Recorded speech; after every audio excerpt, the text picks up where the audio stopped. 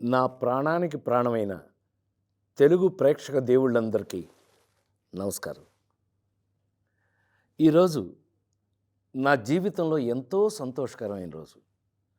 భారత ప్రభుత్వం నాకు పద్మశ్రీ పురస్కారాన్ని ప్రకటించిందని తెలిసినప్పటి నుంచి నా కళ్ళు ఆనందంతో నిండిపోయాయి.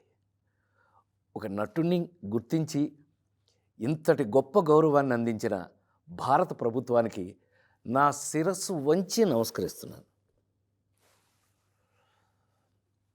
అలాగే నా పేరుని ఈ పురస్కారానికి సిఫార్సు చేసిన ఆంధ్రప్రదేశ్ ప్రభుత్వానికి, పెద్దలందరికీ నా ప్రత్యేక కృతజ్ఞతలు. కానీ నిజం చెప్పాలంటే ఈ అవార్డు నాది కాదు, మీది. 48 ఏళ్లుగా నన్ను ఒక నటుడిగా మాత్రమే కాకుండా మీ ఇంట్లో ఒక మనిషిగా, మీలో ఒకడిగా గుండెల్లో పెట్టుకుని చూసుకుంటున్నారు.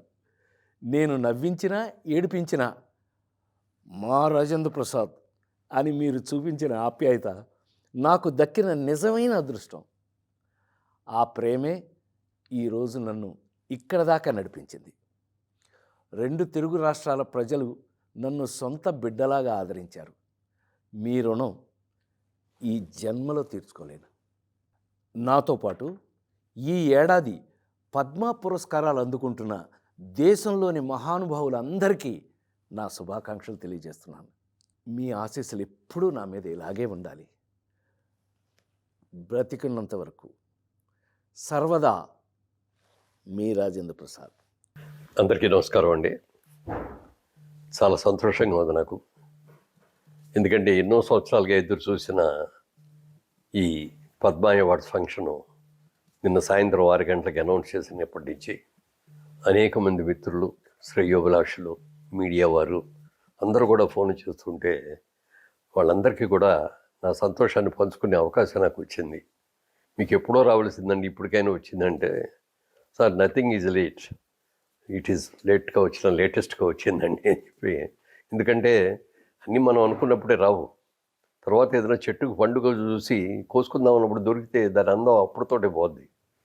దొరకలేదని ఎదురు చూసిన తర్వాత దొరికితే దానికి వాల్యూ ఎక్కువ ఉంటుంది. ఇది కూడా నేను అలాగే ఫీల్ అవుతున్నాను. చాలా చాలా సంతోషంగా ఉంది. మిత్రులందరికీ కూడా నా శుభాకాంక్షలు తెలియజేస్తున్నాను. ఇంకో వేరే సందర్భంలో క్లియర్గా డీసెంట్గా తర్వాత మాట్లాడతాను.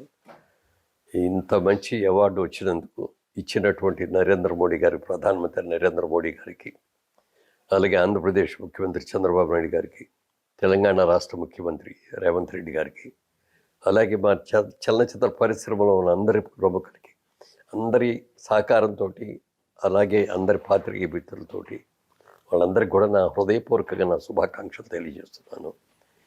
ఈ అవార్డు అందుకున్న తర్వాత తప్పక ఒకసారి మళ్ళీ డీటెయిల్డ్గా మళ్ళీ అప్పుడు ప్రెస్ మీట్ పెట్టుకొని చెప్తాను. Thank you.